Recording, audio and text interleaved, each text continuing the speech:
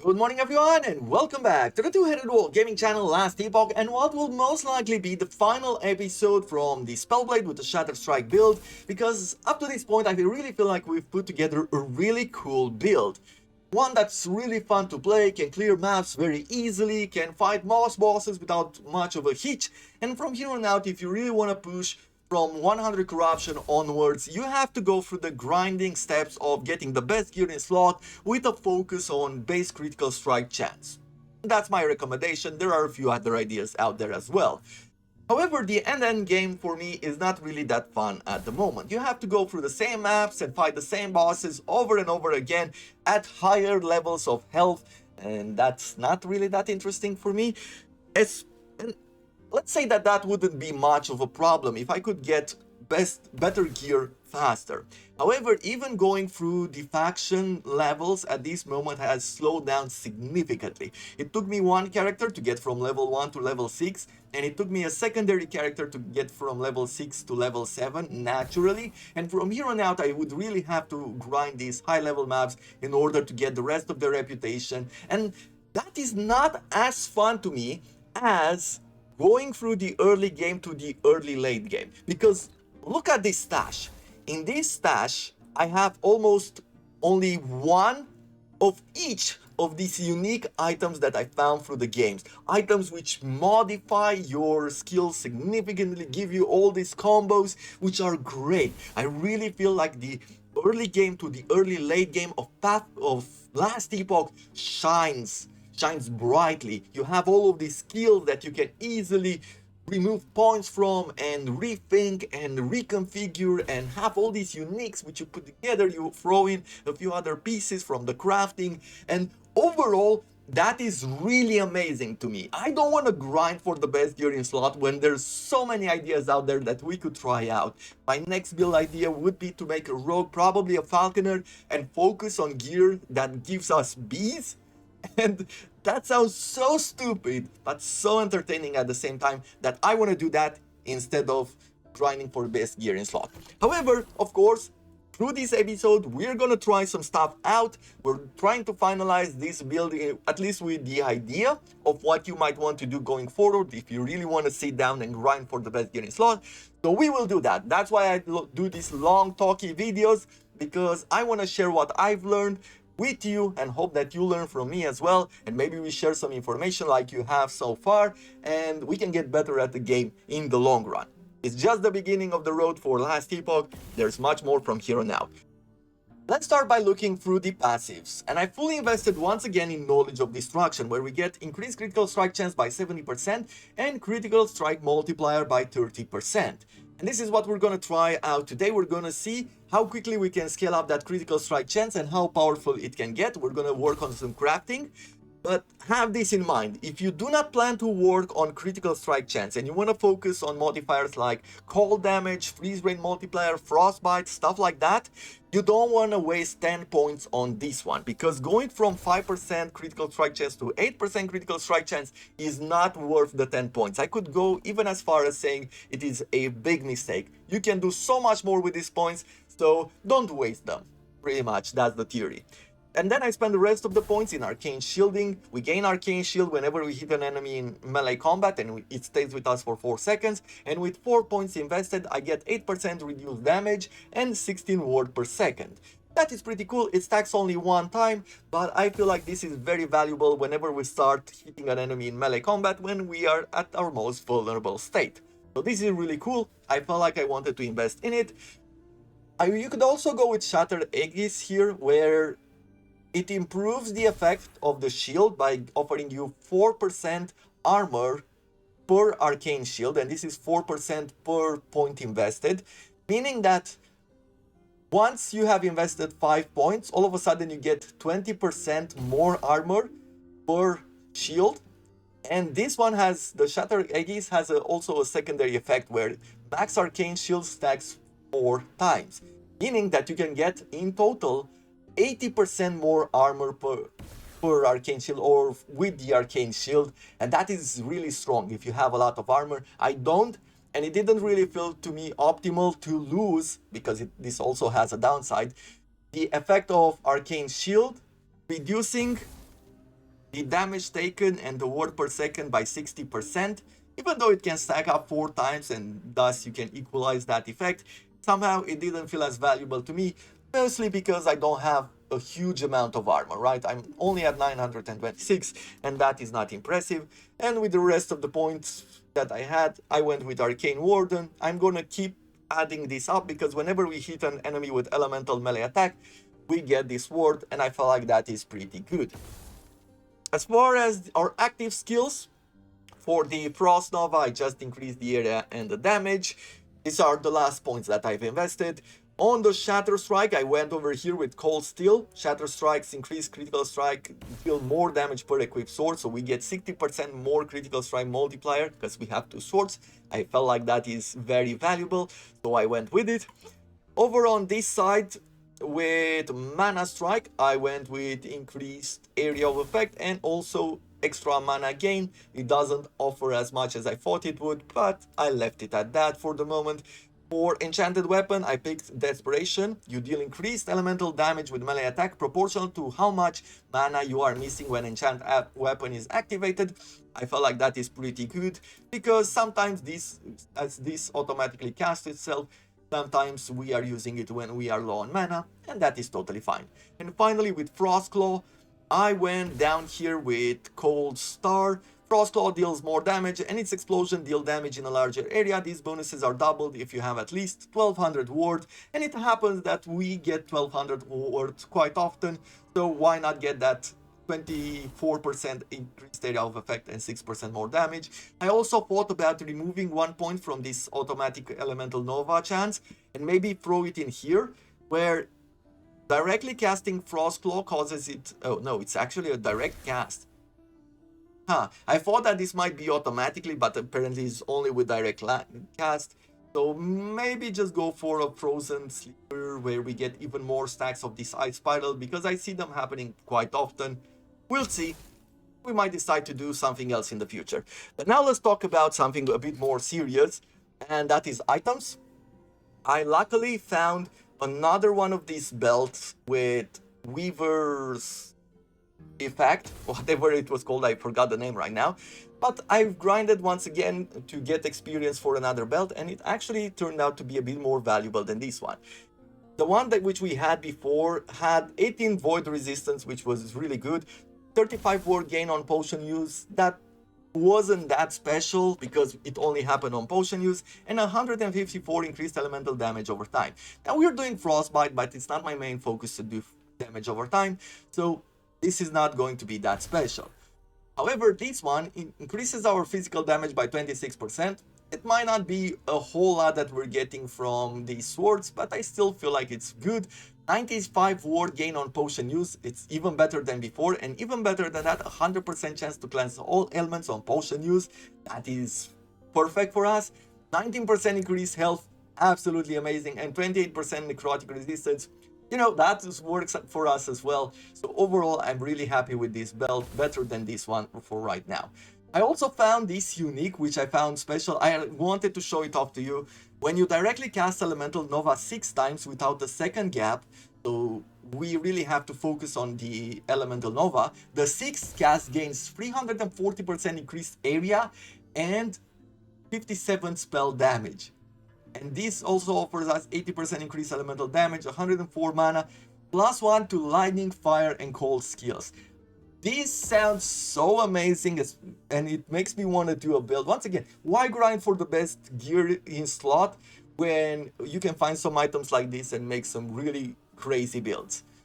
Then I have a few items here which I am trying to figure out, like, how do I want to use them. And it's mostly about building critical strike chance. And there are a few ways in which you can do it. So basically, if we're looking at critical strikes, right? Critical strike chance is a prefix. Critical strike multiplier is a prefix as well. And all of these is what we want. On the suffixes side, we just have reduced damage or critical strike avoidance. So we don't really need the opened suffixes, we need open prefixes in order to throw some critical strikes. The unfortunate thing is that everything that is offensive or like on the offensive side or matters for us, like cold damage, is also a prefix, right? On the suffix side, we don't really have anything. We have only resistances and some cold penetration, which, you know, helps, but is not as valuable as some of these cold damage. And unfortunately, this is where you have to grind for the best gear in slot, because it's very difficult to find modifiers which give you melee cold damage, cold penetration, and have an open slot or have it fixed in such a way that you're getting critical strike chance as well. But this is what you need to farm for, and you can work with it in a way that you put your loot filters to show off items which matter for you. For example, in this situation, I've made a filter, right? This is my base filter, which focuses around critical strike, right? Melee critical strike and critical strike chance. That is my base yellow color. And then I went a bit further and I said, well, look for items which have not only the critical strikes, right? Not only these right here, but also cold damage.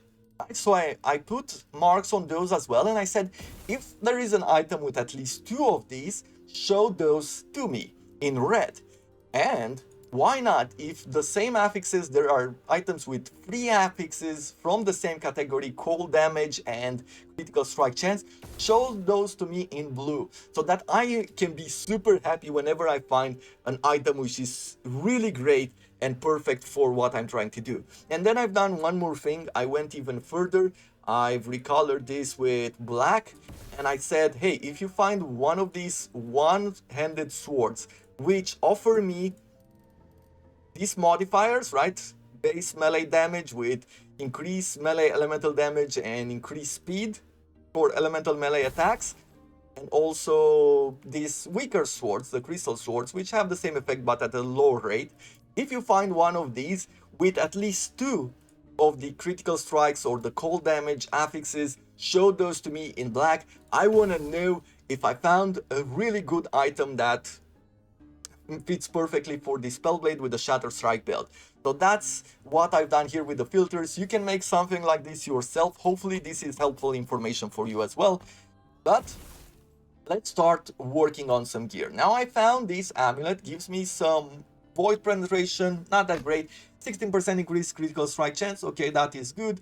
Physical resistance, I could cap it. Poison resistance could be useful, but other than that, I am losing some area of effect, I am losing some elemental resistance, and a bit of freeze rate multiplier. It's unfortunate, but I don't have a better amulet to work with at the moment in order to increase critical strike chance.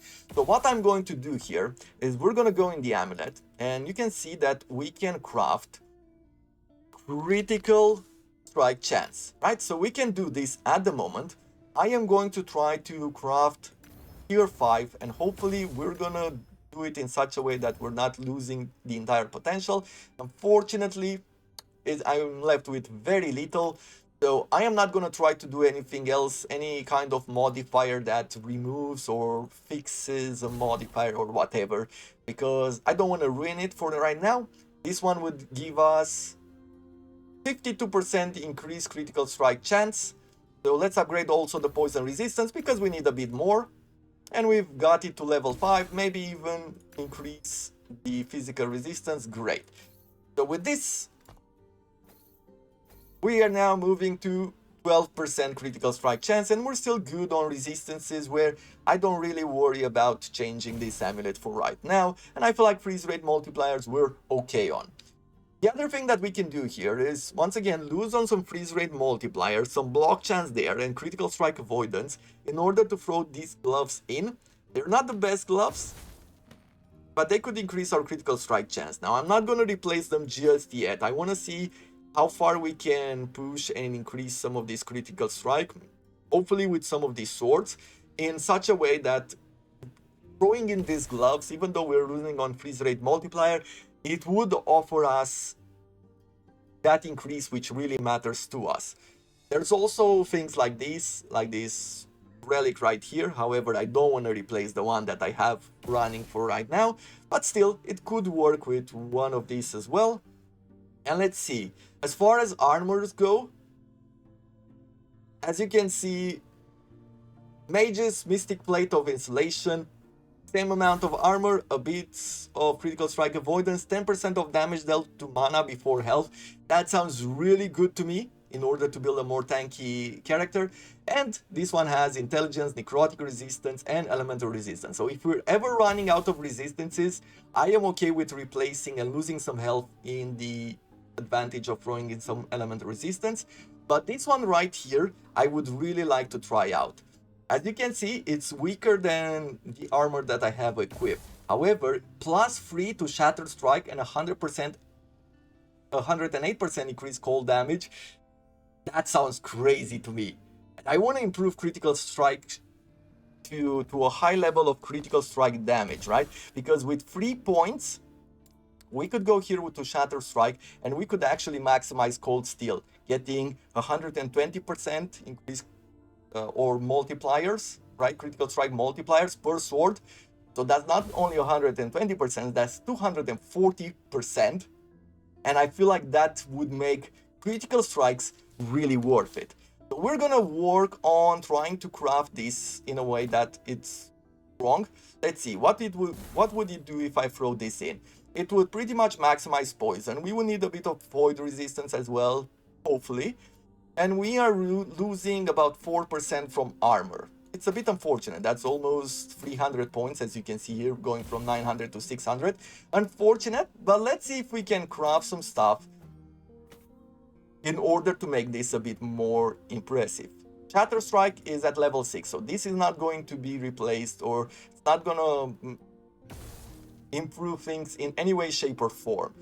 One of the things which I could do here, because we have 43 crafting potential and we don't really need these resistances, we could go with Glyphs of Despair. Has a chance to seal an affix instead of upgrading it. The sealed affix is moved to its own slot, leaving all slots open for you to add affixes. Well, what would we need in order to get armor? I believe we need a suffix, right? So we're gonna try to upgrade this and fix it. Yes, we have sealed it. Tier 1 cold resistance. Okay, totally fine. Not really a worry in the world. And we're gonna go with flat armor at this moment because we need flat armor more than we need the multipliers, right? And we're gonna start forging in. We got really lucky on some rolls there. We've reached tier 5 armor. Great. So at this point, I don't think we can seal another one. No, we cannot seal another one. At this point, we're just going to increase the poison resistance there. And chance to shock on hit with lightning skills. We don't really have lightning skills here. We could make Mana Strike do lightning damage. Oh no, actually, Mana Strike does some lightning damage. So we can go with a bit more shock. Why not maximize the potential of this armor? There we go. Pretty much done for the moment. And I think we've made a really powerful armor. Look at that. We've reached 900 armor from 926. That is really, really cool. Makes me so happy right now. And let's go here. We could get a lot more damage. We could get more speed. We could do so much more. But I believe for the moment, I just want us to get... Yeah, we're just going to go for critical multiplier per sword. You know, I'm just showing off at this build at the moment, and the main test for today is to go and try to make a critical strike build. Okay, great. So now, how do we make a character, like how can we increase our critical strike chance? Unfortunately, I didn't find a sword which is perfect, which has this base and gives us critical strike chance. So that means that we're moving from this speed and 2100 damage. Have you seen it there? Like, that is crazy. Or 13,000 damage and 21,000 damage. We're gonna move from that to 70,000 damage, you know, and probably 10,000 damage. Yeah, we're losing some power, unfortunately. We're gonna try to craft it in a way that it reaches the potential, but of course, this is the speed for that, and this is the speed for this, and it's not that great, but we're gonna have to see what we manage to do. Let's see, what do we have here? Which one should we craft first? Something with a bit more forging potential, like this one. Some increased lightning damage. physical penetration and chance to bleed on hit. It has an open prefix, so one of the things which I could do right now would be to start crafting some critical strike chance, right? We can go like this, critical, and let's see, melee critical strike chance. This is what we want because this is added and this is increased, right? So this is percentage, this is flat. I would really like, I believe for the moment, we can try to remove something, right? Let's see. Modifies the outcome, modifies when upgraded, randomly changes the upgrade affix to a different one that can spawn on this item type. Not necessarily. Prevent a roll, no. Has a chance to seal. I don't think I want to risk that much on it. Maybe the first thing that I want to do is go with melee critical strike chance. And we're gonna try to make this level 5. Unfortunately, it didn't work too well. With 3 forges there, we have pretty much bricked the item. It gives us only 3 melee critical strike chance. Still, if we were to equip it, we would move to 19% from 12%. And that could be enough. I guess we're going for the next sword. And we're gonna try this one. Has some parry chance, has melee critical strike chance. And let us see. Now I want to take this to the next level. We lost only 2 forging potential. That is totally fine. Now if I was to look at cold, there's some cold penetration. But what I really want here is hopefully to fix this. Right, we're gonna try to seal it. It upgraded, lost 16 forging potential. We're gonna try to seal it once again. And it didn't happen. It used all our forging potential as well. So, once again, this is not the best item in place. We could get 24, look at that. We could get 24 melee strike chance. And we could get 211 stun chance. Which could be good for our survivability. And apparently we could even replace it with this sword and we wouldn't lose much from it. Mostly because this gives us speed and some elemental damage. But we don't have anything else that is that impressive on the sword to provide us with too much strength. So we'll stay at this for the moment and we're gonna try to make maybe one more sword or 2. Let's see. Spell damage, health on kill, increase physical damage. Would that add up to this? Not too much.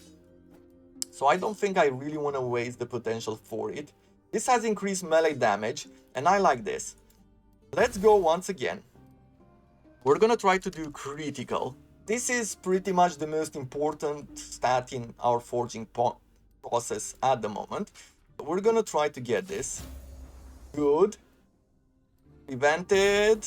We went to tier 2 directly and prevented the use of materials or crafting potential. Got another plus 2% there and not use forging potential. And we reached tier 5 with only 3 forging potential costs. Now melee damage here. I want us to try to fix it instead of upgrading it. It didn't happen. Very unfortunate. But we do have good elemental, melee strike chance, and let's see, if I was to replace it now, we would get 24,000 damage instead of 21,000, and as you can see, we are staying with a melee critical strike chance, just losing the stun, but I believe I'm okay with this. So, what are we going to do with this weapon at this moment? We still have a bit of forging potential, so at this moment, I feel like the next best thing would be to get cold penetration. Anything that could penetrate resistances of the enemies would be great. We're gonna try to do that.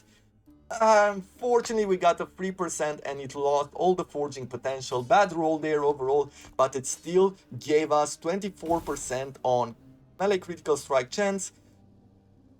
And we have not only 230% critical strike multiplier, because we're also getting, whenever we're using Shatter Strike, remember, we're getting 240% extra critical strike multiplier besides the 230%. So at this moment, we're gonna put all of these to the test. We could do a bit more crafting, but we're leaving it at the moment because I feel like we've gotten a weapon which we can be happy with, at least for right now. And even though we might not have the maximum speed that we had before, it should still work fairly well. And let's start by going here in the Spirits of Fire. And we're gonna run, first of all, a normal map. We're gonna go through the normal monolith map, and we're gonna try this out. The only reason why I want to show this off is, on one side, because I would really like to grind and remove that fire resistance and get something better from this area.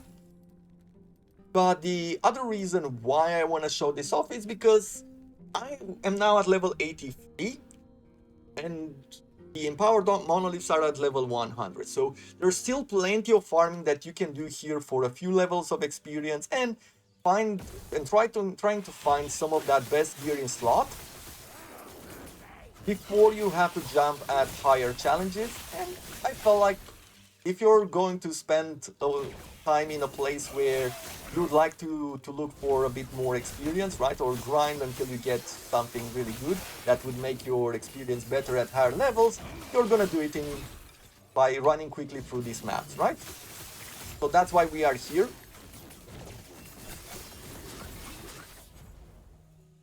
Let's see, where you can see some of those 2000 damages. That is really cool. And you can see yellow numbers appearing quite often when we're using Shatter Strike. Being at 24% means that 1 in 4 attacks, almost 1 in 4 attacks, are critical strikes, and that is good. If we can push this even further, if we ever manage to find one of these swords where it has flat melee critical strike chance, together with maybe increase critical strike chance as a percentage, or maybe with cold damage. Probably cold damage would be even crazier. That would be really cool. But you can see how quickly we take them down. And this is why I believe that maximizing critical strike chance and having critical strikes multiplier is the way to go if you want to make like this sort of instant kill builds. Because without critical strike chance, you are not getting the instant kills effect that you might be looking for.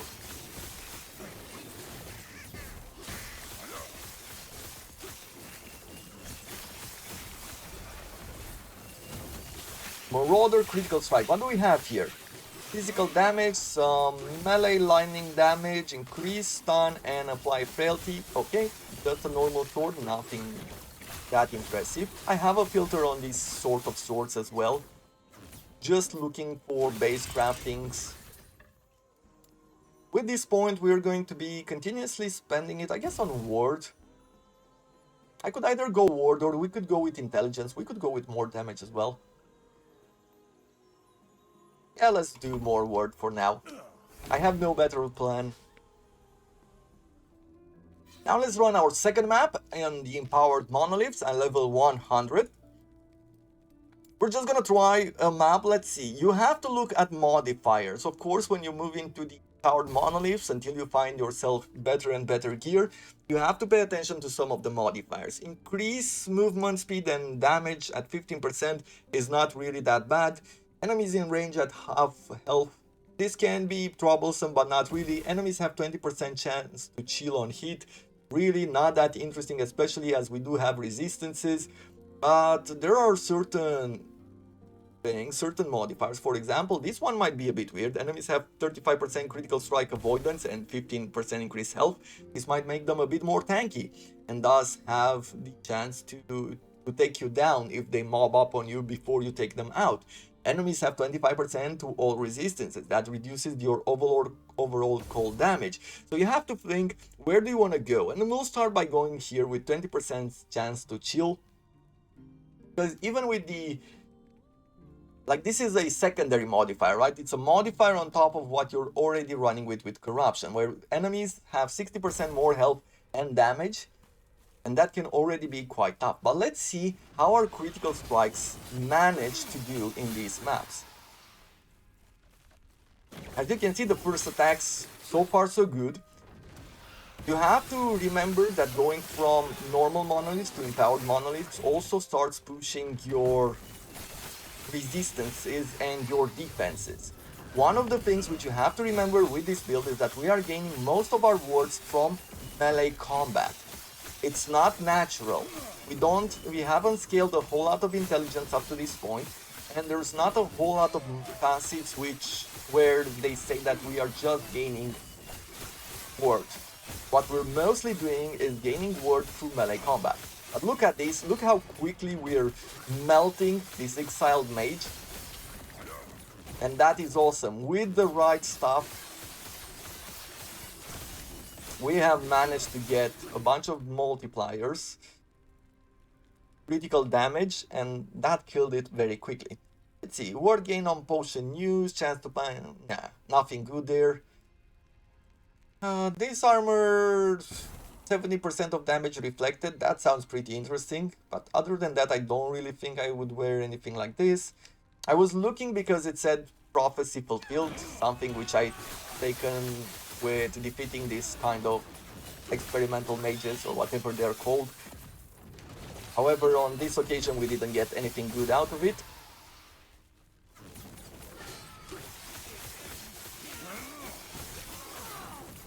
Okay, slightly tankier enemies.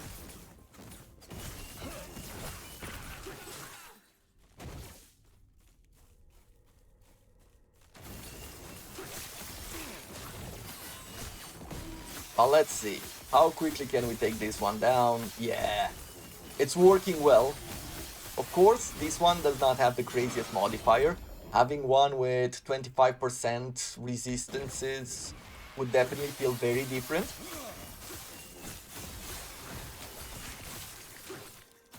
Or maybe even enemies with cold resistances could probably feel very, very different than these ones.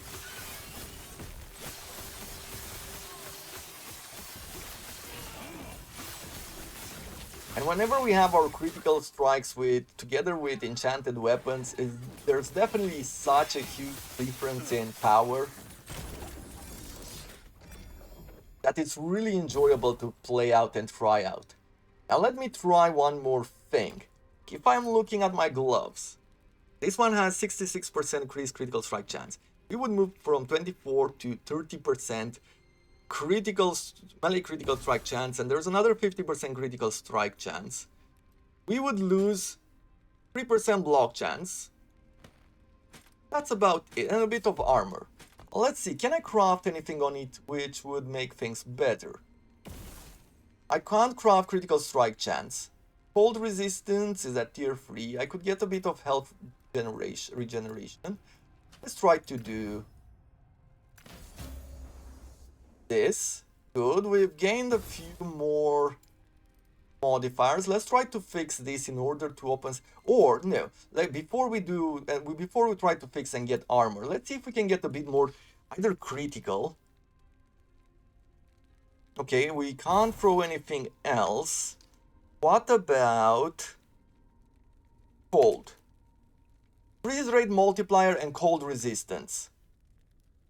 This could help us. So let's try to get some forging. Ooh, that costed us a lot. And I'm not too happy for it. Okay, we got some criticals there. One more.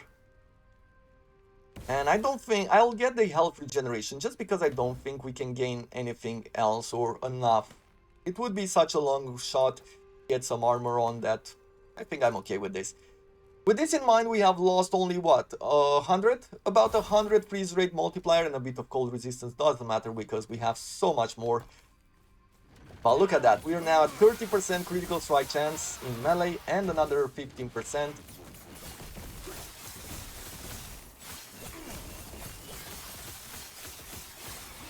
And at least we're doing good damage. For this level and with the best gear that we have running for right now, we're still fine. We're going to defeat a 1 mini boss on this map. Oh, and if I can give you one advice, whenever you are running maps, and this is something very different than from Path of Exile, for example, or Diablo, monsters in this game follow you a lot. A lot. So don't think you can outrun them. Whenever you are running away and you are gathering the mob, if they are ranged attackers especially, let's take them out. Take them out as you move through the map, because they might create big troubles for you later on. Every little monster hits pretty hard at level 100 corruption. And you don't want to be caught, really. Okay, we're doing good. Look at that. Taking 1% to 2% down from a boss at level 100. That's nice.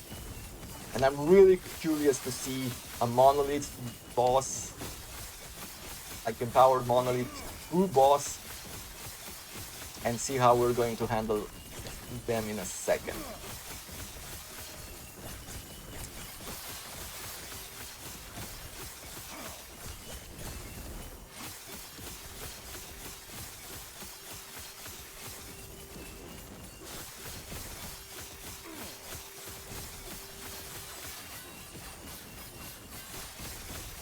I am moving around like this just to not get hit. Some of those projectiles do miss you, and I don't like to move around like this, even though it looks super annoying.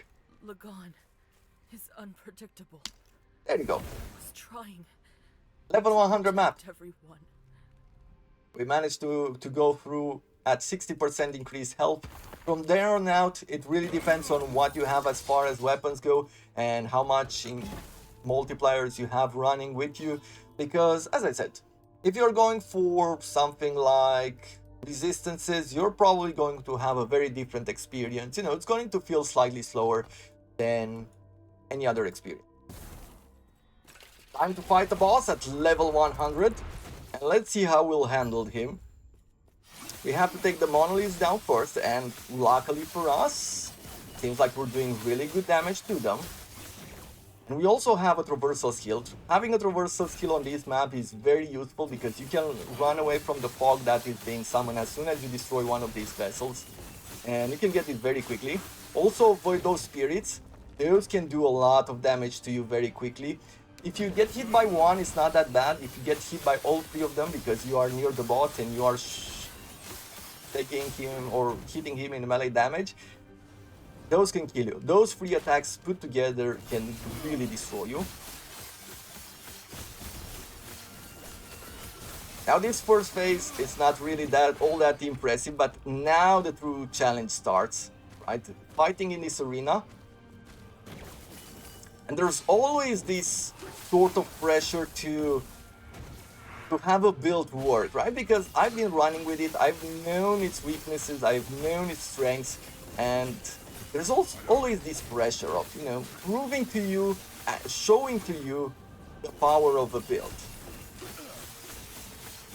And sometimes, even this I don't think it's enough, because when I've been following builds in the past, and not in last Epoch, in games like Path of Exile, I see people using them, and I am thinking, well, he's using the same build, I've been following the build guide, but I'm dying a lot more than that person. And many times I feel like this is also happening because there's also a bit of skill in the way that you move, in how familiar are you with the bosses that you are fighting, right? So whenever that is the case, it's really hard to quantify it in a way that's it's enough for the build. You can probably talk to people about endgame gear, but I don't feel like there's a lot of value in that, because it just means that you really have to sit down, grind, go through faction levels, use trading. Maybe that is the next step which I should be doing, although I am in offline mode and I have most of my items in offline mode. And that's why I don't really want to try trade. I want to go for trade faction next, but the idea that I have for it is I want to see how it is to go with the trade faction whenever you are a single player character. Like, what items are we getting, and what are the modifiers for it, how is it valuable, and things like that. Okay, took a lot of damage from that AoE, haven't noticed it until the last second.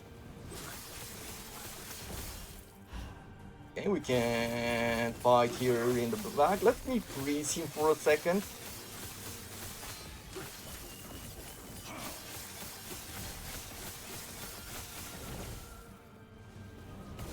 So far, so good. I'll try to... Okay, let's avoid those ghosts. As I said, that can be very dangerous. Also, his melee physical attack could be dangerous as well.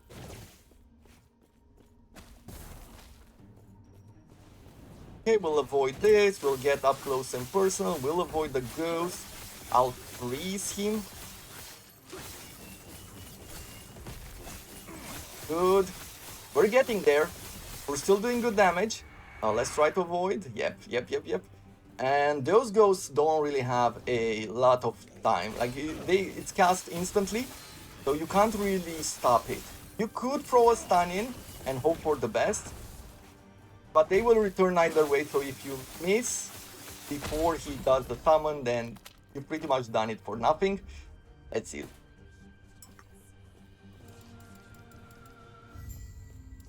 What do we have here? Increase gold drop rate, don't care. Rune drop rate, don't care, don't care. Increase grand idol drop rate. Instead of 5% experience. Sure, let's go for grand idols. Replace, that's it. Another thing which is a bit sad is that you have to grind for these blessings with character, meaning that you'll have to always fight these bosses. I don't like this. I prefer more what they've done now with Path of Exile, where it stays, the Pantheon stays with characters as you go forward. But that's it. This is going to be it. As far as conclusions for this build goes, it's really cool. Shatter Strike is a great skill, and the Spellblade class is really impressive. I love it. I love making mages into melee warriors, as I've done the Primalist, you know, instead of a shaman with totem, I've made him a melee combat spellcaster. That is a crazy idea. Going next for a rogue with a falcon and summoning bees also sounds like one of those ideas which should be interesting. But this build in particular, I would recommend that you try it out. It's a very different feeling than everything that you've played. Then playing a Sentinel is definitely a whole lot different, and I loved it. I pretty much loved it. Hopefully you've loved it as well. Hopefully you continuously support. If you like what I do here, do consider leaving a like. It would be much appreciated. To be honest, I know YouTube hid the like and dislike ratio, and it's crazy how much these videos are... Some people like it, like most people like it, but there's a big number of people who also dislike it. Like, it's almost to the equal bar. And it's so interesting because I don't know why people like it or why people dislike it. I assume that it's because there's a lot of talk involved and I explain everything that I do, but I also know from you that you also love the explanation because you are learning along the way, which gives me courage. But if you want to see something else, if you are looking for something different, if you have an idea for how I could improve a part of this episode, tell me about it. You might have, like with the build, like Justin R with the snap freeze, you might have a good idea for how to improve the content and how I do episodes, not only builds.